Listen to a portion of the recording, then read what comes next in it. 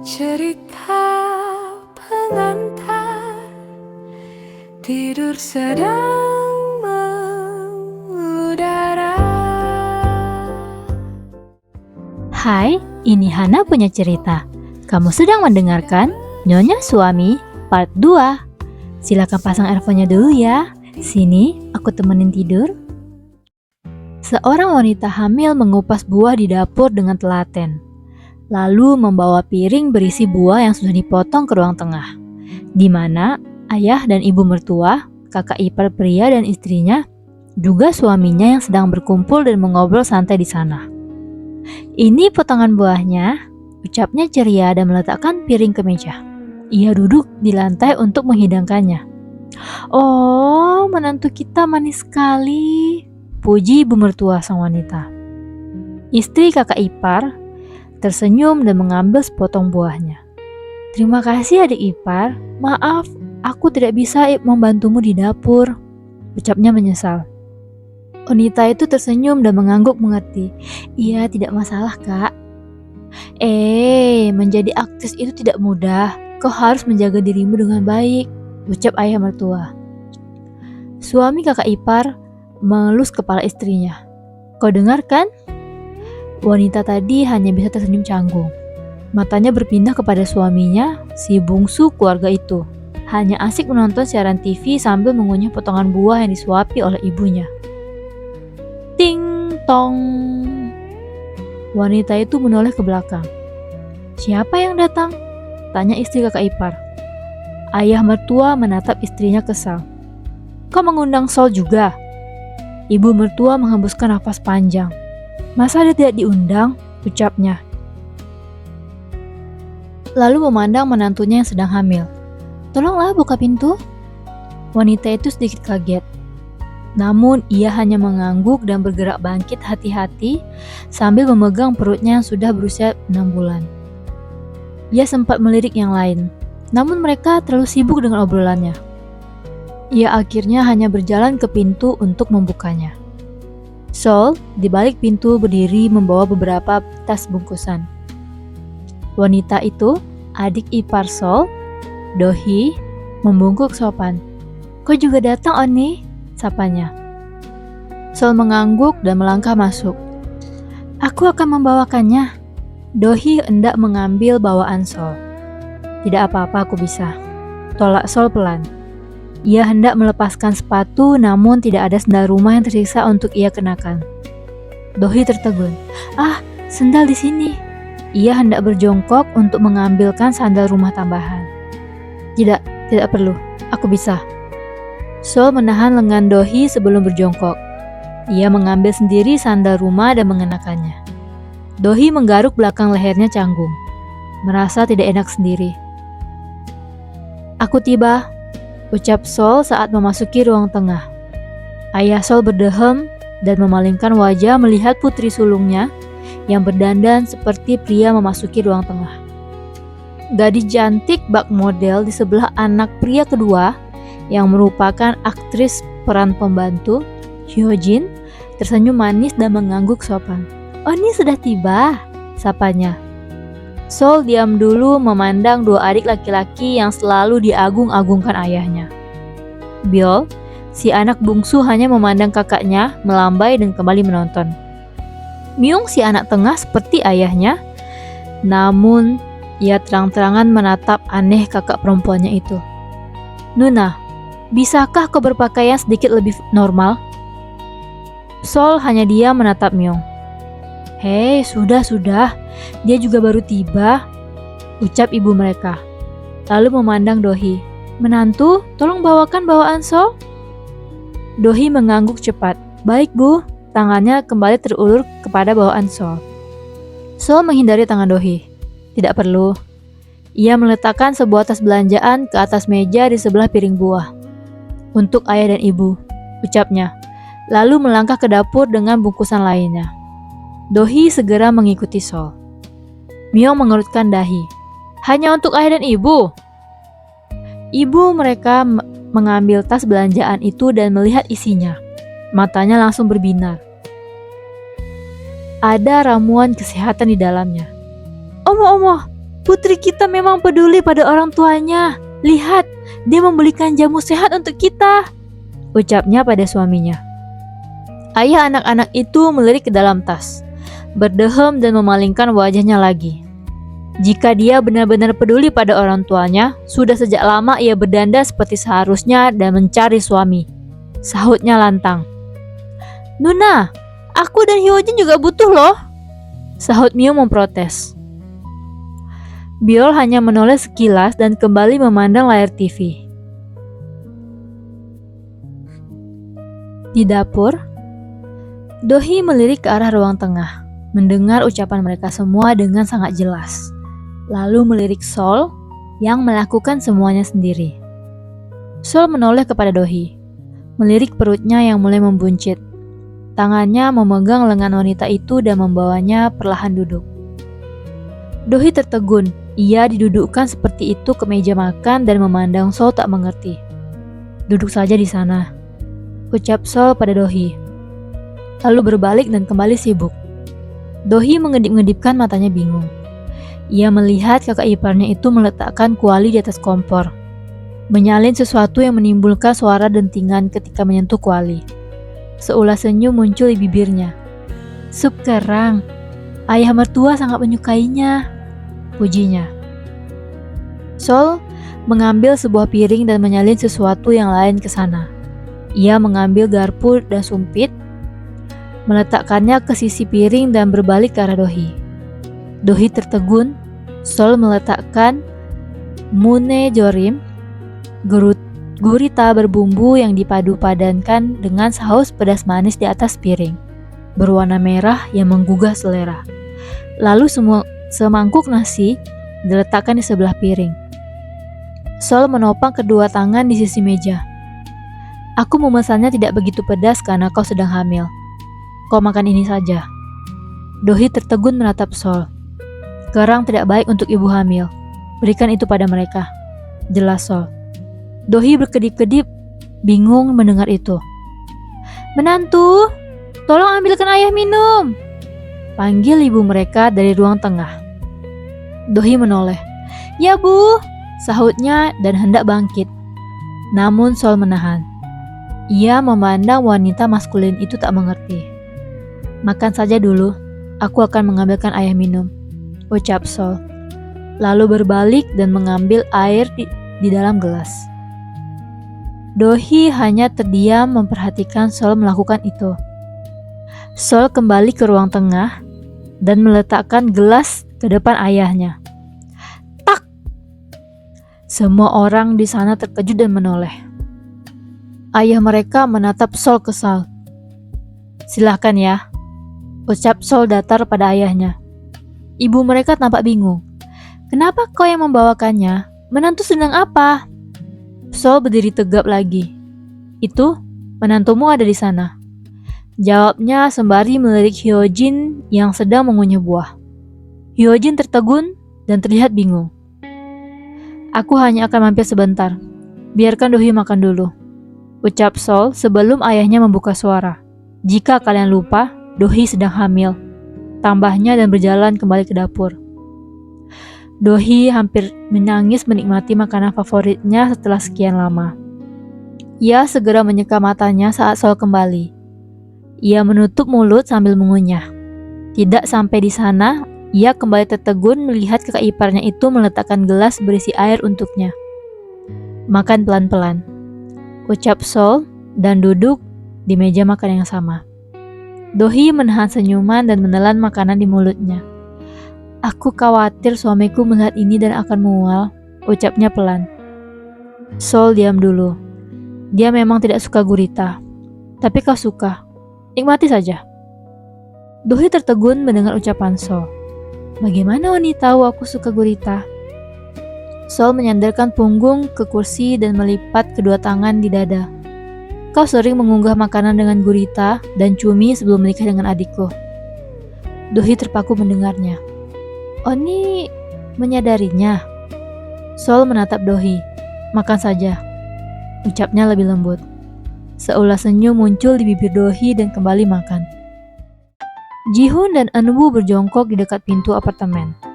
mengintip ke kanan dan ke kiri menunggu Sol keluar dari pintu unit manapun yang mungkin dimasuki wanita itu. Apa jangan-jangan dia bukan keluar di lantai 5? Tanya Jihoon pada Eunwoo. Eunwoo berpikir dulu. Benar juga sih, bisa jadi lift itu terbuka karena ada yang akan naik. Jihoon menghembuskan nafas panjang. Jadi kita menunggu apa sejak tadi? Eunwoo berdiri tegap dengan bahu lesu. Sebelum Jihoon menutup pintu, terdengar pintu unit lain terbuka. Spontan ia langsung melongokkan kepalanya keluar lagi. Eunwoo mengeluarkan kepalanya di atas Jihoon. Mata Jihoon membesar. Oh, itu dia! Bisiknya bersemangat. Eunwoo menatap lekat sosok maskulin yang berjalan menjauh dari unit ujung. Dohee menyusul keluar. Onni, makan malam dulu lah bersama kami, pintanya. Sol berhenti untuk memandang Dohee. Onni sudah datang jauh-jauh kemari, ucap Dohee tidak enak. Sol melirik perut Dohee.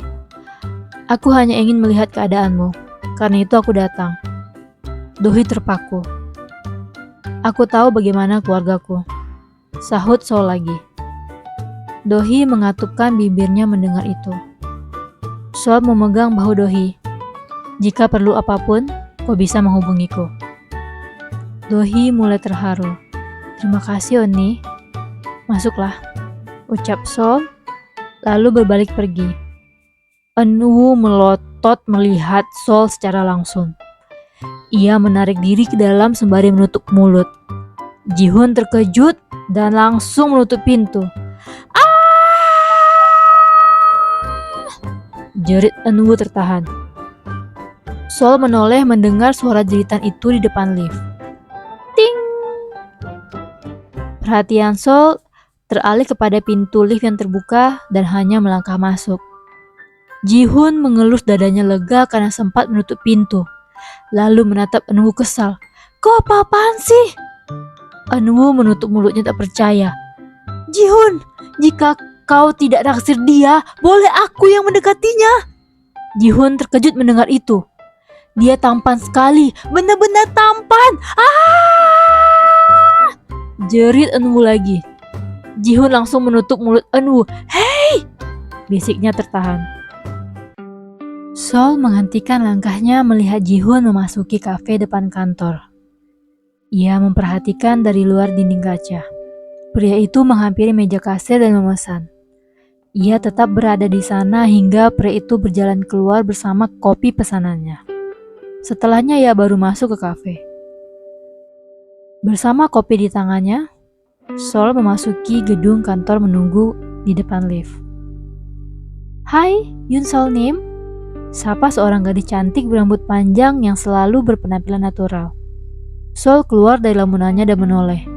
Ia hanya mengangguk sopan dan kembali memandang ke depan. Gadis itu berusaha menahan senyuman di sebelah Sol. Ting! Pintu lift terbuka. Sol mengulurkan tangan untuk mempersilahkan gadis itu, Yuri, untuk masuk terlebih dahulu. Yuri tersipu, mengangguk sopan dan melangkah masuk ke lift. Sol memasuki lift dan menekan lantai ruangannya, lantai 6, dan juga lantai 7. Yuri yang sudah mengangkat tangan untuk menekan tombol tertegun melihat itu dan memandang Sol. Sol memandang Yuri. Human resource kan? Tanyanya sembari menunjuk tanda pengenal gadis itu. Yuri tertegun, lalu memandang tanda pengenalnya. Iya, terima kasih. Sol mengangguk dan menunggu. Yuri melirik Sol, lalu memandang ke bawah menahan senyuman. Sol menyadari Yuri tersipu dari pantulan dinding, namun ia hanya bersikap tidak melihatnya. Pintu terbuka di lantai 6. Ia mengangguk sopan pada gadis itu dan langsung melangkah pergi.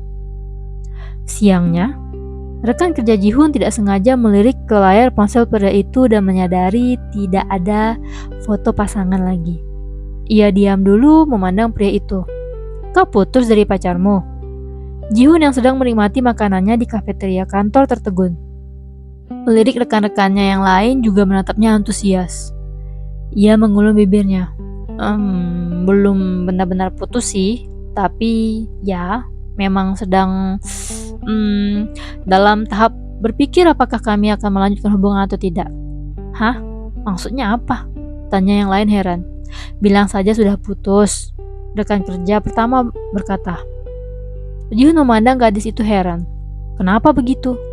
Agar bisa berkencan lagi, sahut gadis pertama. Jihun hanya diam mendengar itu, merasa tidak nyaman namun tidak bisa membantah.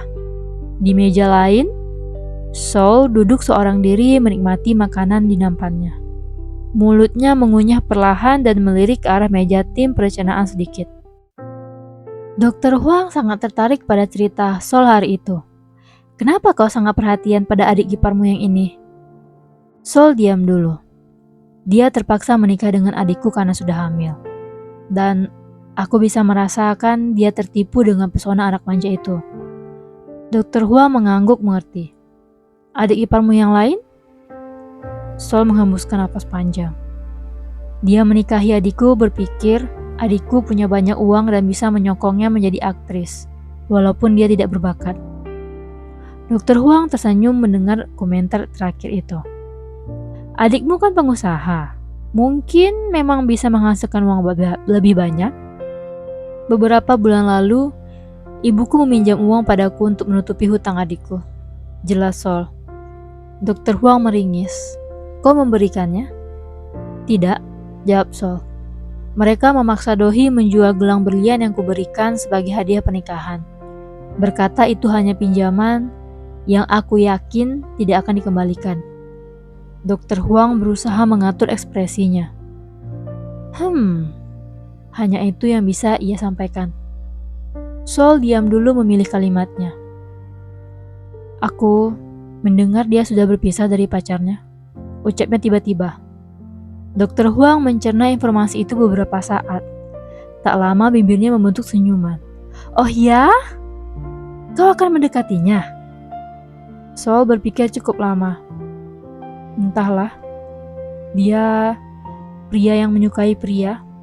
Aku tidak tahu. Jawabnya bimbang. Tidak penting dia suka pria atau wanita, sahut Dr. Huang. Selama dia single, kau punya kesempatan untuk melakukan pendekatan. Jangan lupa, semua manusia hanya butuh orang yang cocok dengannya. Sol diam dulu. Haruskah aku mencobanya? Dr. Huang mengangguk tanpa ragu. Dekati saja, ucapnya menyemangati. Lalu tersenyum lebar. Aku akan sangat senang menunggu kisahmu minggu depan. Seulas senyum muncul di bibir Sol. Pagi itu tidak seperti biasanya. Jihun masuk ke kafe depan kantor seperti biasa. Namun sudah ada sosok maskulin familiar yang mengantri di depan meja kasir. Ia melirik sosok itu dan langsung memalingkan wajah menahan senyuman. Latte dan americano dengan sirup, ucap kasir sembari meletakkan 2 minuman ke meja. Sol mengambil latte dan memandang Jihun yang mengantri di belakangnya.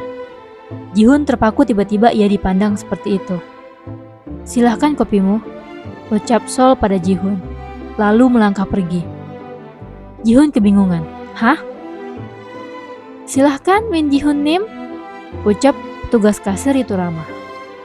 Jihun melangkah maju memperhatikan kopi di meja. Tapi kan aku belum pesan. Pelanggan tadi sudah memesan sesuai dengan yang selalu Anda pesan, americano dengan sirup. Gadis itu di balik meja kasir tersenyum. Walaupun masih bingung, Jihun mengambil kopinya dan langsung menuju gedung kantor. Sorenya, Jihun mulai merasa bosan di depan komputer. Ia sudah hendak bangkit saat seorang karyawan magang melangkah masuk. Min Jihun Nim? Gadis itu memanggil di sebelah meja Jihun. Jihun mengedipkan mata bingung. Iya? Gadis itu menyodorkan bungkusan makanan. 1 set sushi tuna dengan kecap asin seperti yang biasa Anda pesan. Jihun terpaku menatap bungkusan itu. Bahkan memang dari tempat yang biasa ia pesan. Aku tidak memesannya. Gadis itu mengangguk membenarkan. Saya hanya diminta mengatakan ini untuk Anda. Jihun mengedip-ngedipkan matanya lagi. Tangannya terulur menerima bungkusan itu. Gadis itu membungkuk sopan dan berbalik pergi. Ji-hoon masih kebingungan dengan pesanan itu. Seulas senyum muncul di bibirnya. Sung Jae-hyung mengirimkannya. Gumamnya malu-malu. Ia mengeluarkan isi bungkusan itu, membukanya dan kembali terkesan dengan pesanan yang sama persis dengan yang selalu ia pesan. Di ruangan lain, Sol menatap layar ponselnya serius. Ia menarik layar, akun Instagramnya berkali-kali, hingga akun Ji-hoon dengan lingkar berwarna merah muda muncul. Ia diam dulu. Ragu-ragu jarinya menekan akun itu. Foto satu set sushi dengan ucapan, "Terima kasih, aku akan menikmatinya." Seulas senyum muncul di bibir Sol. Ibu jarinya menekan fitur love di sudut bawah layar, lalu meletakkan ponsel ke meja. Kembali ke ruangan tim perencanaan. Ding! Ji-hoon yang sedang menikmati susinya sambil berselancar di akun media sosial medianya tertegun dengan pemberitahuan satu akun yang memberikan love pada unggahan ceritanya. Ia memeriksa pemberitahuan itu dan menemukan Saul lah orang yang memberikan love itu. Matanya berkedip-kedip bingung. Ia memeriksa siapa saja yang sudah melihat unggahan ceritanya. Sudah pasti ada akun Sol. Akun Sung Jae sama sekali tidak muncul. Lalu melirik sushi yang ada di tangannya. Sampai di sini dulu. Aku upload hari Senin dan Selasa malam. Jangan lupa like, komen, dan subscribe. 하나 내꺼 속이 수다 bersuara